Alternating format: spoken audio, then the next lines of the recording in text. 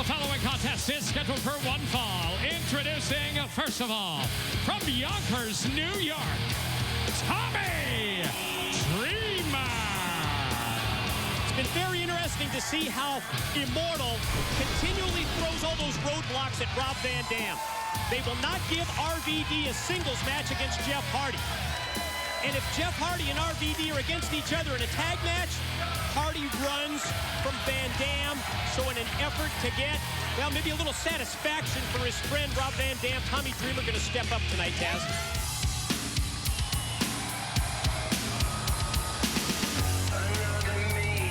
And now, introducing, making his way to the ring, from Cameron, North Carolina, weighing in at 232 pounds, Jeff Hardy!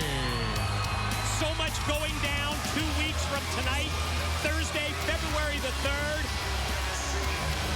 Crimson promises that we will find out the identity of they coming to get Immortal and this man, the self-proclaimed Antichrist of professional wrestling, Jeff Hardy, to get an opportunity to regain the TNA World Heavyweight title, that championship belt that was specifically designed for Jeff Hardy by Immortal, but a championship that's in the possession of Mr. Anderson. And how bad does Immortal want to get that title, the World Heavyweight title, Anderson's championship, back on Jeff Hardy? It's not just a title that was designed for the look of it, the graphics and the way the leather's done and the metal, but it was hand-delivered by Hulk Hogan himself to Jeff Hardy.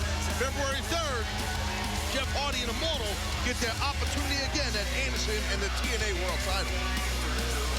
But first tonight, Tommy Dreamer going to step up for his longtime friend Rob Van Dam against the former TNA World Heavyweight Champion. Kind of a clash of style from a physical standpoint between these two men. Jeff Hardy's obviously a risk taker, high flyer. Ooh! You're going to see Tommy Dreamer rely on physicality. Yeah, well, he's the innovator of violence, so you look it up in the dictionary, you figure it out. Oof!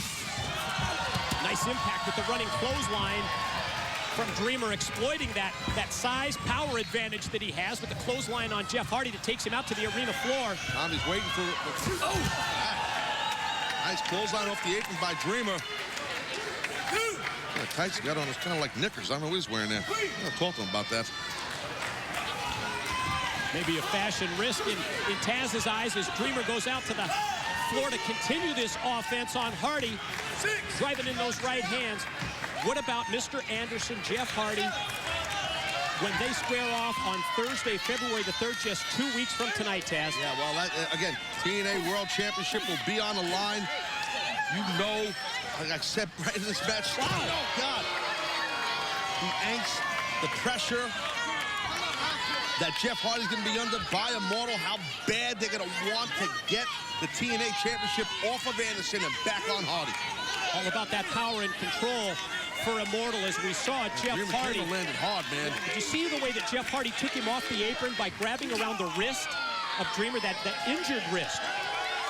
Yeah, Dreamer had injured that wrist and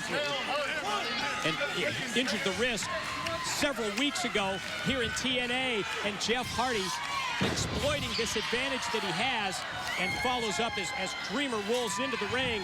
Hardy's right on him, and Hardy playing to the crowd here.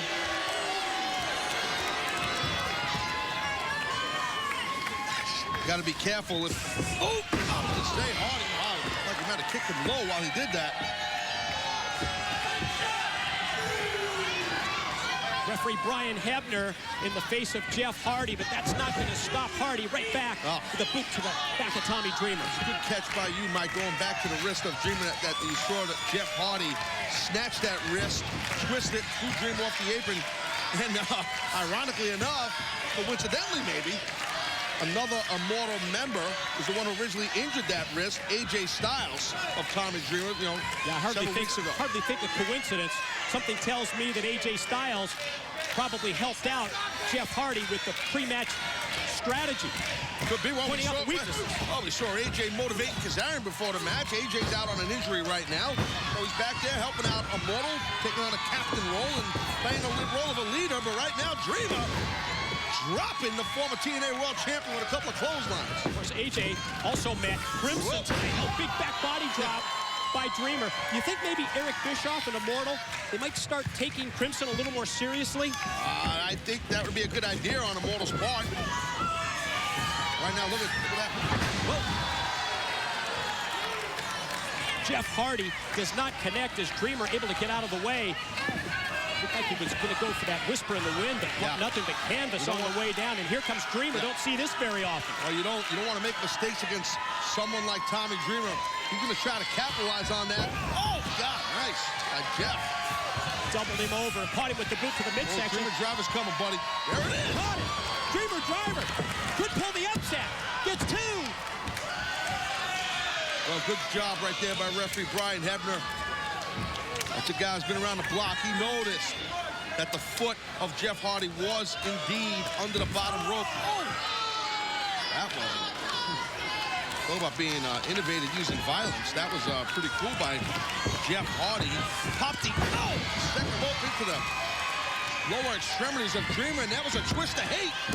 And this is the 3 count that follows. The winner of the match, Jeff Hardy. Again, we've talked about transitions between moves, what athletes do in the ring, and little nuances, the little things that you do to become successful and a winner.